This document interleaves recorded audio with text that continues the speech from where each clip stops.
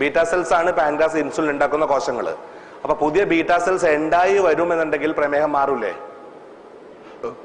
മനസ്സിലാവുന്നുണ്ട് പറയുന്നത്? അപ്പൊ ആ പ്രതീക്ഷയിലാണ് ഞാൻ മധുരം കഴിച്ചോളാൻ പറഞ്ഞത്. അങ്ങനെ പതുക്കെ പതുക്കെ പതുക്കെ പതുക്കെ ഓരോരുത്തരുടെയും പാൻക്രിയാസ് കൂടുതൽ ജോലി ചെയ്യാനും തുടങ്ങുന്നു. അങ്ങനെ പതുക്കെ പതുക്കെ ബീറ്റാ സെൽസ് കൂടുതൽ ഉണ്ടായി വന്നു, മാറി തുടങ്ങി. ഇപ്പോ എൻ്റെ അടുത്ത് 2000-ലധികം രോഗികൾ ഒരു മരുന്നും കഴിക്കാതെ സ്വസ്ഥോട്ട് ജീവിക്കുന്നുണ്ട്. മനസ്സിലാവുന്നുണ്ട്? അപ്പോ അടുത്ത ചോദ്യം വരുന്നത്, ജീവിതകാലം ഫുള്ള് വ്യായാമം ചെയ്തുകൊണ്ടിരിക്കണ്ടേ? അല്ലേ? ഓരോരുത്തരും ഓരോ സ്റ്റെപ്പിലും കടന്നു പറയണം നമ്മളിങ്ങനെ.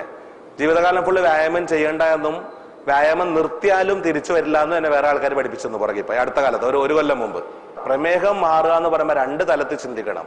ഒന്ന്, പാൻക്രിയാസിന്റെ കേട് മാറ്റണം പ്രമേഹം മാറ്റാൻ. 2, ശരീരത്തിലുണ്ടായ മുഴുവൻ കേടുകൾ മാറ്റണം. ശരീരത്തിലുണ്ടായ കേടുകൾ മുഴുവൻ മാറ്റാൻ ഉള്ള ഏക മരുന്ന് വ്യായാമം മാത്രമാണ്. റൈറ്റ്? പാൻക്രിയാസിന്റെ കേട് മാറ്റാനുള്ള ഏക പണി പാൻക്രിയാസിനെ കൊണ്ട് വ്യായാമം ചെയ്യിപ്പിക്കുക, അതായത് അതിന്റെ പണിയെടുപ്പിക്കുക. വായിലൂടെ പലതരം മധുരങ്ങൾ കഴിച്ച് അതിനനുസരിച്ച് പാൻക്രിയാസിനെ കൊണ്ട് പണിയെടുപ്പിക്കുക. പാൻക്രിയാസ് അതനുസരിച്ച് പണിയെടുക്കാത്തത് കൊണ്ട് ആണ് പ്രമേഹം. അപ്പൊ ഷുഗർ കൂടും, അത് വ്യായാമം ചെയ്ത് കത്തിച്ചു കളയാം. ഞാൻ ഭക്ഷണമൊക്കെ കഴിച്ചു തുടങ്ങി, വ്യായാമം സാറിനെ കണ്ടിട്ട് തുടങ്ങാന്ന് വിചാരിച്ച്. വ്യായാമം തുടങ്ങാൻ അവിടെ നിർത്തണം. തീറ്റ ഇപ്പൊ എല്ലാം തട്ടി തുടങ്ങി കാണും. പിന്നെ ചില ആൾക്കാരുണ്ട്, വ്യായാമം ഞാൻ 200 എത്തിയ സാറേ, മധുരം സാറിനെ കണ്ട് തുടങ്ങാന്ന് വിചാരിച്ചു. 2നും റിസൾട്ട് ഇല്ല. പക്ഷെ 2നും കൃത്യമായിട്ട് ചെയ്യുന്ന ആൾക്കാർക്ക് റിസൾട്ട് ഉണ്ടാവും. എന്റെ അനുഭവം പഠിച്ചത്, നിങ്ങളെ പട്ടിണിക്കിടണോ നിങ്ങളുടെ പ്രമേയം കൂടുന്നത്. മനുഷ്യ പോലെ ഭക്ഷണം എന്തിന് വെറുതെ നിങ്ങൾ തന്നെ അങ്ങാടി കാണും. ഒന്നും കൂസാതെ വയറ് നിറച്ച് തട്ടിവിട്ട് എല്ലാ ഭക്ഷണവും കഴിച്ച് വൈകുന്നേരം ഒരു പൈൻ്റ് അടിച്ച് വീട്ടിൽ പോണ രോഗിയുണ്ട് ഇവിടെ. ഇല്ലേ? അവന് ഒരു കുഴപ്പമില്ല. ആരും പൈൻ്റ് മേടിച്ച് പോകേണ്ടതും കേട്ട് തലയൊക്കെ വിളിക്കട്ടെ ഓരോരുത്തര്. പക്ഷെ ആ രോഗിക്ക് ഒരു പ്രശ്നമില്ല. കാരണം അവന് മനസമാധാനം ഉണ്ട്, നല്ലോണം ഭക്ഷണം കഴിക്കുന്നു. അതേസമയം പേടിച്ച് വിറച്ച് ഇൻസുലിൻ കുത്തി പട്ടിണി നടക്കുന്ന ആൾക്കാർ ഓരോ മെലിഞ്ഞു ഉണങ്ങി എണീറ്റിക്കാൻ ജീവനില്ലാതെ ഇങ്ങനെ ഇരിക്കും എന്ന് പറഞ്ഞ് ഞാൻ ഉഴപ്പാൻ വേണ്ടിയില്ല പറയുന്നത്. അവൻ ധൈര്യമായിട്ട് ഒന്നും കൂസാതെ പോകുന്നു. അവന് മനസമാധാനം ഉണ്ട്, നല്ലോണം ഭക്ഷണം കഴിക്കുന്നുണ്ട്. പിന്നെ ഭക്ഷണം കഴിച്ച ആരോഗ്യമുണ്ട്, അവൻ അധ്വാനിക്കുകയും ചെയ്യും പോയിട്ട്. വൈകുന്നേരം സ്മോൾ മേടിക്കാനുള്ള പൈസ ഉണ്ടാക്കണ്ട, അതിനുവേണ്ടി അവൻ അധ്വാനിക്കും പോയിട്ട്. അപ്പൊ അവന് മറ്റവൻ പേടിച്ച് എനിക്ക് വയ്യെന്ന് എന്റെ വളഞ്ഞു കുത്തിങ്ങനെ മൂലക്ക് ഇരിക്കും, സ്വന്തം കുഴിയിലേക്ക് വേഗം വേഗം പോയിക്കൊണ്ടിരിക്കും. ഓക്കെ, അപ്പൊ 2 കാര്യം ചിന്തിച്ചോളാം. 1 വ്യായാമം, 2 ഭക്ഷണം. പിന്നെ ഞാൻ ഒബ്സർവ് ചെയ്ത് പോകുമ്പോൾ ഇങ്ങനെ ശരിക്കും പ്രമേയ രോഗി എന്ന് പറയുന്നത് തെറ്റുകളുടെ വലിയൊരു കൂമ്പാരോ. ശരിക്കും മുഴുവൻ തെറ്റുകളുള്ള അവരുടെ രീതിയിൽ, ഈ വന്നുകൊണ്ടിരിക്കുന്ന രീതിയിൽ ഞങ്ങൾ ഡോക്ടർമാരാരും കുറ്റം പറയേണ്ടതിൽ ഞങ്ങളെ പഠിപ്പിച്ചെന്ന രീതി അതാ. ഞാൻ ഫുൾ ടൈം ഇത് തന്നെ ഒബ്സർവ് ചെയ്ത് കഴിഞ്ഞ 10 കൊല്ലത്തോളോട്ട് പ്രമേയ രോഗികളിൽ മാത്രം ശ്രദ്ധിച്ചിട്ടിരിക്കുക. അപ്പൊ ഞാൻ കണ്ടുപഠിച്ച കുറെ തെറ്റുകൾ തിരുത്തലാണ് ചെയ്തിരിക്കുന്നത്. അല്ലാതെ പുതിയതായിട്ട് വലുതായിട്ട് ഒന്നും ഇതിലില്ല. ഉണ്ട് ചെറുതൊക്കെ. അത് ഈ മധുരം കഴിക്കണം എന്നുള്ളത് അവസാനം അനുഭവത്തിൽ നിന്ന് കിട്ടുന്നതാണ്. ഭക്ഷണത്തിലെ ചിട്ടയില്ലായ്മ കളയാ, അത് കൃത്യത പഠിക്കുക. ഭക്ഷണത്തിൽ കാലത്തെ 8 മണിക്ക് ഗുളിക കഴിച്ചാൽ 8:30 മണിക്ക് ഭക്ഷണം. എല്ലാവരും കഴിക്കുന്ന അതേ ഭക്ഷണം, നിർബന്ധമായിട്ടും കഴിച്ചിട്ട് എല്ലാവരും കഴിക്കുന്ന അതേ ഭക്ഷണം. ഭക്ഷണം മാറ്റി നിങ്ങൾക്ക് സ്പെഷ്യൽ ഭക്ഷണം ഉണ്ടാക്കി കഴിച്ചാൽ നിങ്ങൾ സ്വയം പറയുക, ഞാൻ രോഗിയാണ് രോഗിയാണ് രോഗിയാണെന്ന് സ്വയം പറയുക. മനസ്സിലാവുന്നുണ്ടോ? ഈ ചിന്ത അത് മാനസിക രോഗം. ശരിക്ക് മനസ്സുകൊണ്ട് എപ്പോഴും രോഗി രോഗി രോഗി എന്ന് വിചാരിക്കുന്ന ഒരാളുടെ രോഗം എങ്ങനെ മാറാനാ? ക്ലിയർ ആവുന്നുണ്ടോ പറയുന്നത്? അപ്പൊ ആദ്യമേ മനസമാധാനമായിട്ട് ഭക്ഷണം കഴിക്കാൻ തുടങ്ങി. എന്തിനാ പേടിക്കേണ്ട ആവശ്യം? നിങ്ങൾ കഴിക്കുന്ന ഭക്ഷണം അതിനനുസരിച്ച് വ്യായാമം ചെയ്ത് കളഞ്ഞാൽ പോരെ. പിന്നെ എന്താ പേടിക്കേണ്ട ആവശ്യമുള്ളത്? ഇത് മാത്രം വ്യായാമമായിട്ട് ഇരുന്നേക്കരുത്. ഇത് മാത്രം വ്യായാമമായിട്ട് ഇരുന്നാൽ ചിലപ്പോൾ വിവരം അറിയും. ഓക്കെ, 8 മണിക്ക് ഗുളിക കഴിക്കുന്നു, 8:30 മണിക്ക് ഭക്ഷണം കഴിക്കുന്നു, ഉച്ചക്ക് 1 മണിക്ക് ഗുളിക കഴിക്കുന്നു, 1:30ക്ക് ഭക്ഷണം കഴിക്കുന്നു.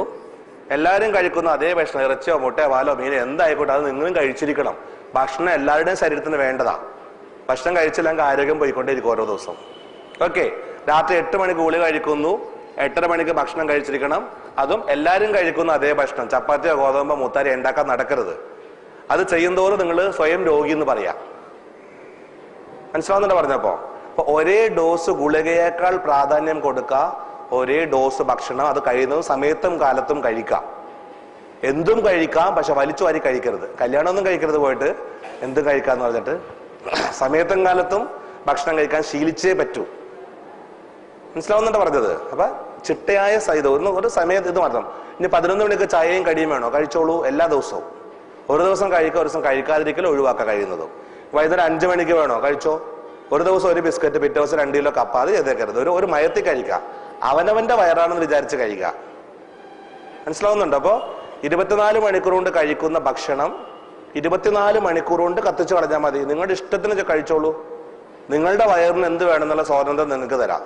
വ്യായാമം ചെയ്യാൻ പിന്നെ പലർക്കും തിരക്കാ, സമയമില്ല, ഭയങ്കര തിരക്കായിരിക്കും. പിന്നെ ഒരു തിരക്കുന്നുണ്ടെങ്കിൽ നിന്ന് തിരിയാൻ സമയമില്ലാത്ത ആൾക്കാരെ ഭൂമിയിൽ എല്ലാവരും തന്നെ. എങ്ങോട്ടാ തിരക്കിട്ട് ഓടണമെന്നറിയോ? സ്വന്തം കുഴിയിലേക്കാ. എന്നാൽ വ്യായാമം ചെയ്തല്ലേ നിങ്ങളുടെ കാര്യം പറ്റാതെ, അത് ഒരു സംശയം വേണ്ട. ഇവിടുത്തെ കളക്ടർ ഉണ്ടെപ്പോൾ ഞാൻ അങ്ങനെ പറയുള്ളത്. അത് വ്യായാമം ചെയ്ത് എങ്ങോട്ട് കൊടുത്ത പ്രമേയ രോഗി ഒരു കാര്യമില്ല, എവിടെ പോയാലും നിങ്ങൾക്ക് രക്ഷയില്ല. അത് അന്നന്ന് കഴിക്കണ ഭക്ഷണം അന്നന്ന് വ്യായാമം ചെയ്ത് കളഞ്ഞേ തീരൂ.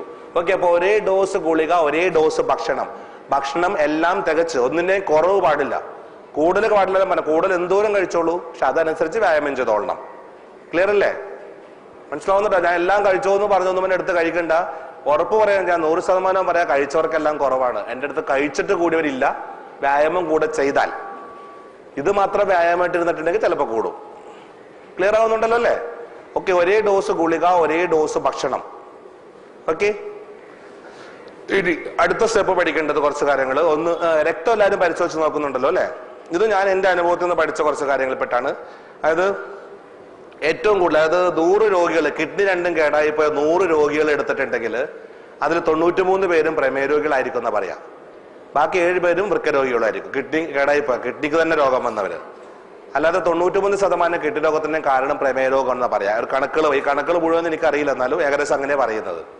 അപ്പൊ 150 താഴെ, രക്തത്തിലെ അളവ് 150 താഴെ ആവുമ്പോൾ മൂത്രത്തിൽ പഞ്ചസാര ഇല്ല. 150 കൂടുതലാകുമ്പോൾ പച്ച, മഞ്ഞ, ഓറഞ്ച്, റെഡ്. രക്തത്തിലെ അളവ് കൂടുന്നതിനനുസരിച്ച് മൂത്രത്തിലൂടെ പുറത്തേക്ക് പോകുന്നതിന്റെ അളവ് കൂടിക്കൊണ്ടിരിക്കും. ഓക്കെ, പച്ച എന്ന് പറയുമ്പോൾ 1/2 ഗ്രാം പഞ്ചസാര 1 ലിറ്റർ മൂത്രത്തില്, മഞ്ഞ 1 gram, orange 1.5 gram, red 2 gram. Uric sugar red എന്ന് പറയുമ്പോൾ നിങ്ങൾ 1 ലിറ്റർ മൂത്രം ഒഴിക്കുമ്പോൾ അതിൽ 2 ഗ്രാം പഞ്ചസാര ഉണ്ടെന്നുള്ളതാണ്. റെഡ് എന്ന് പറയുമ്പോൾ 1 ലിറ്റർ മൂത്രം ഒഴിക്കുമ്പോൾ അതിൽ 2 ഗ്രാം പഞ്ചസാര ഉണ്ടെന്നുള്ളതാണ്. ക്ലിയർ? 2 ലിറ്റർ മൂത്രം ഒഴിക്കുമ്പോൾ അതിൽ 4 ഗ്രാം പഞ്ചസാര ഉണ്ടെന്നുള്ളതാണ്. ഓക്കെ, ഒരു 5 ലിറ്റർ മൂത്രം ഒഴിച്ചാൽ അതിൽ ഒരു ചായക്കുള്ള പഞ്ചസാര ഉണ്ടാവും, 10 ഗ്രാം പഞ്ചസാര ഉണ്ടാവും ഏകദേശം. ഓക്കെ, അപ്പൊ അധികമുള്ള പഞ്ചസാര പുറത്തേക്ക് കളയാനുള്ള വഴിയാണ് മൂത്രം എന്ന് പറഞ്ഞു. അപ്പൊ എത്രത്തോളം മൂത്രം പോകുന്നു അത്രയും നല്ലതല്ലേ? അതിനെന്ത് ചെയ്യണം? വെള്ളം കുടിക്കുക. അപ്പൊ അങ്ങനെ നല്ലോണം വെള്ളം കുടിച്ചാൽ കിഡ്നി കേടായി പോകില്ലേ? നെഫ്രോളജിസ്റ്റ് പറയാം വല്ലാതെ വെള്ളം കുടിച്ചാൽ കിഡ്നി കേടാവുന്നതാണ് അല്ലേ? യൂറോളജിസ്റ്റ് പറയും ശരിക്കും വെള്ളം കുടിച്ചാലേ കല്ലുണ്ടാവും എന്ന് പറയും. കിഡ്നിയുടെ അകത്ത് കല്ലുണ്ടെങ്കിൽ നമ്മൾ കുടുങ്ങി, എന്ത് ചെയ്യണമെന്ന് സംശയവും. അതുപോലെ നമ്മുടെ ഗാസ്ട്രോൻട്രോളജിസ്റ്റ് പറയും സ്മോൾ അടിക്കരുത്, സ്മോൾ അടിച്ചാൽ കുടല് കേട്, അൾസർ വരും, സിറോസിസ് വരും, അതാണ് ഇതാണ് 150 പറയും. കാർഡിയോളജിസ്റ്റ് പറയും വൈദ്യുതം ചെറുതായിക്കോ കുഴപ്പമില്ല നല്ലായിരുന്നു പറയും അല്ലേ? പലർക്കും കാർഡിയോളജിസ്റ്റിനെ ഭയങ്കര ഇഷ്ടമാണ്, മറ്റാളെ കണ്ണിന് കണ്ടുകൂടാ പലർക്കും. അങ്ങനെ ഇത് മൂത്രത്തിൽ പഞ്ചസാര ഇല്ലാത്ത അവസ്ഥയിൽ നിർത്തിയാൽ കിഡ്നിയുടെ അരിപ്പുകൾക്ക് ഉണ്ടാവുന്ന കേട് നമുക്ക് കുറക്കാം അല്ലേ? അപ്പോൾ ഏത് സമയത്ത് മൂത്രം? ഏറ്റവും കൂടുതലുള്ള സമയത്തല്ല നോക്കേണ്ടത്. ഏറ്റവും കൂടുതലുള്ള സമയത്ത് മൂത്രത്തിൽ ഇല്ല എങ്കിൽ 24 മണിക്കൂറും കൂടുതൽ ഉണ്ടാവില്ലല്ലോ. മനസ്സിലാവുന്നുണ്ടോ പറഞ്ഞത്? രക്തത്തിൽ ഏറ്റവും കൂടുതലുള്ള സമയത്ത് മൂത്രത്തിൽ പഞ്ചസാര ഇല്ലാത്ത അവസ്ഥയിലാണെങ്കിൽ 24 മണിക്കൂർ മൂത്രത്തിലേക്ക് പഞ്ചസാര വരുന്നില്ല. അപ്പൊ നമ്മുടെ കിഡ്നിയുടെ അരിപ്പുകൾക്ക് കേട് പറ്റില്ല. റൈറ്റ്? ഏത് സമയത്ത് ഏറ്റവും കൂടുതലുള്ളത്? ഭക്ഷണം കഴിഞ്ഞ് 2 മണിക്കൂർ ആകുമ്പോഴല്ലേ? അല്ല നോക്കാം. അപ്പൊ രാവിലെ നിങ്ങൾ വെറും വയറ്റ് നോക്കുമ്പോൾ 100, 9 മണിക്ക് ബ്രേക്ക്ഫാസ്റ്റ് കഴിച്ചു, ഒരു 4 ഇഡ്ഡലി കഴിച്ചു, നോക്കുമ്പോൾ 140 അല്ലേ? ഇതിപ്പോ കൺട്രോൾ അല്ലേ? 100, 140 കൺട്രോൾ അല്ലേ? പക്ഷെ ഈ സമയത്ത് യൂറിക് ഷുഗർ ഓറഞ്ച് ആണെങ്കിലോ അല്ലെ യെല്ലോ ആണെങ്കിലോ 140 ഒപ്പം അപ്പൊ ഇത് കിഡ്നി അരിപ്പുകൾ കേടാക്കൂലേ? അപ്പൊ കൺട്രോൾ നോർമൽ എന്ന് പറയണമെങ്കിൽ യൂറിക് ഷുഗർ 140, ബ്ലഡ് ഷുഗർ 140 കൂടെ യൂറിക് ഷുഗർ നില്ല് കൂടെയാണെന്ന് നോക്കിയേക്കണം. മൂത്രത്തിൽ പഞ്ചസാര ഉണ്ടോന്ന് കൂടെ ചെക്ക് ചെയ്യണം. അതായത് കിഡ്നിയുടെ അരിപ്പുകൾ വീക്കാന്ന് വെച്ചാൽ റീനൽ ത്രെഷോൾഡ് താഴേക്ക് വരും. അത് പലർക്കും പല അളവിലായിരിക്കാം. അപ്പോൾ ഏറ്റവും കൂടുതലുള്ള സമയത്ത് മൂത്രത്തിൽ പഞ്ചസാര ഉണ്ടാവരുതെന്ന് ശ്രദ്ധിക്കാം.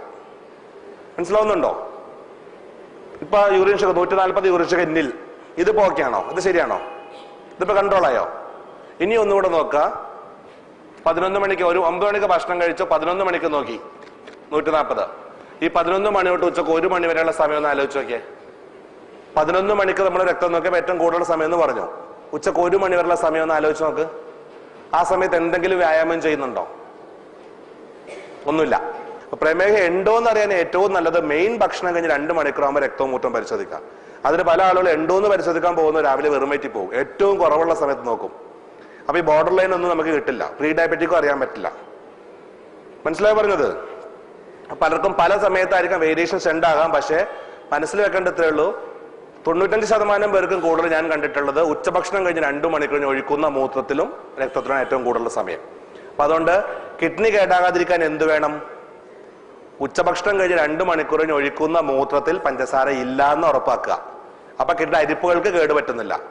പിന്നെ അടിഞ്ഞുകൂടുന്ന കേട് ശരീരത്തിന്റെ എല്ലാ ഭാഗത്തും ഉണ്ടാവുന്നുണ്ട്, അല്ലേ?